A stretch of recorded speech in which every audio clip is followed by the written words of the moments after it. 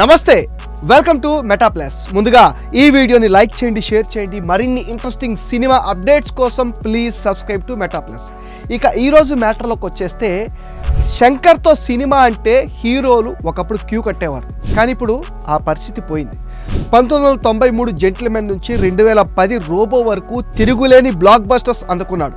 First cinema gentlemen నుంచే తన రూటే సెపరేటు అంటూ హై బడ్జెట్తో కాంప్రమైజ్ కాకుండా విజువల్ ఫీస్ట్తో పాటు సోషల్ మెసేజ్ని మిక్స్ చేసి బాక్స్ ఆఫీస్ దగ్గర సెన్సేషన్స్ క్రియేట్ చేశాడు. విద్యా వ్యవస్థలోని అవినీతి పైనైనా, దేశాన్ని పట్టి పీడిస్తున్న లంచగొండితనం పైనైనా, రాజకీయ అవినీతి పైనైనా నిర్మోహమాటంగా స్ట్రైట్గా ఉతికారేసే డైరెక్టర్ శంకర్ అని బల్లగుద్ది చెప్తారు. ఒకవైపు కమర్షియల్ హంగులు మిస్ కాకుండా మెసేజ్ డెలివరీ చేయడంలో శంకర్ దిట్ట. అదే శంకర్ని టాప్ డైరెక్టర్స్ లిస్ట్లో నిలబెట్టింది. కానీ ఇప్పుడు అలాంటి సోషల్ రెస్పాన్సిబుల్ డైరెక్టర్కి కష్టకాలం నడుస్తుంది. 2015 ఐ మూవీ నుంచి అటు బాక్స్ ఆఫీస్ దగ్గర ఇటు ఆడియన్స్ మనసుని కూడా గెలుచుకోలేకపోతున్నాడు శంకర్. ప్రస్తుతం రామ్ చరణ్తో గేమ్ చేంజర్ మూవీ చేస్తున్నాడు. రీసెంట్గా వచ్చిన భారతీయుడు 2 డిజాస్టర్ కావడంతో మెగా పవర్ ఫ్యాన్స్ కంగారు పడుతున్నారు. పొలిటికల్ సోషల్ మెసేజ్తో మైండ్ బ్లాక్ చేసే శంకర్ దగ్గర ఇప్పుడు ఆ మ్యాజిక్ మిస్ అవుతుంది. కథని పగడ్బందీగా రెడీ చేసి దానికి హై టెక్నికల్ వాల్యూస్, గ్రాండీర్ని అద్దే శంకర్ ఇప్పుడు టెక్నాలజీని, గ్రాండీర్ని మాత్రమే యాడ్ చేస్తున్నాడు. కథలోని ఎమోషనల్ డ్రైవ్ని మిస్ చేస్తున్నాడు. కామన్ ఆడియన్కి కనెక్ట్ చేయలేకపోతున్నాడు.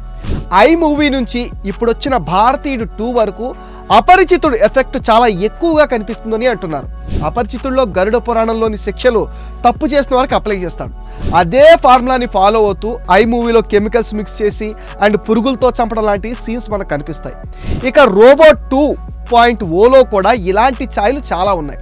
ఇప్పుడు రీసెంట్గా వచ్చిన భారతీయుడు 2లో కూడా వర్మన్ కళ విద్యతో విలన్స్ని గుర్రాల్లా పరుగులు పెట్టించడం, బాడీ నుంచి వాటర్ మొత్తం బయటికి తీసిన లాంటివి వచ్చే సీన్స్ అయితే మనకి కనిపిస్తాయి. ఇవన్నీ అపరిచితుల్లో శంకర్ చేసిన గరుడ పురాణం తాలూకా రిఫరెన్స్ లాగా అయితే కనిపిస్తున్నాయి, కానీ కొత్తగా అనిపించడం లేదు.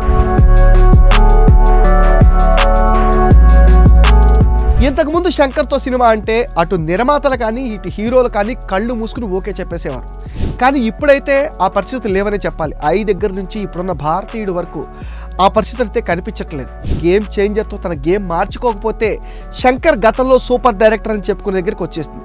ఎప్పుడు తన సినిమాలకు తనే కథ రాసుకునే శంకర్ ఈసారి గేమ్ చేంజర్ కోసం కార్తిక్ సుబ్రాజ్ చెప్పిన లైన్ని తన స్టైల్లోకి మార్చుకుని స్క్రీన్ ప్లే సిద్ధం చేసుకున్నాడు.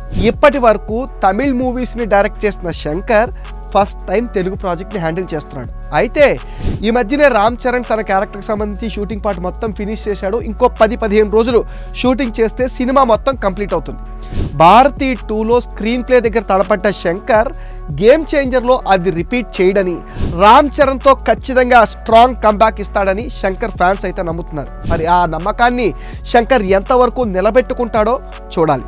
ఇది ఇవాల్టి శంకర్ పైన స్పెషల్ అనలిటికల్ స్టోరీ. ఈ వీడియో పైన మీ విలువైన ఒపీనియన్ని కామెంట్ సెక్షన్లో మెన్షన్ చేయండి. అండ్ ఈ వీడియోస్ని మీ ఫ్రెండ్స్ అండ్ ఫ్యామిలీకి షేర్ చేయండి. మెటా ప్లస్ని సపోర్ట్ చేయండి, సబ్స్క్రైబ్ చేయండి.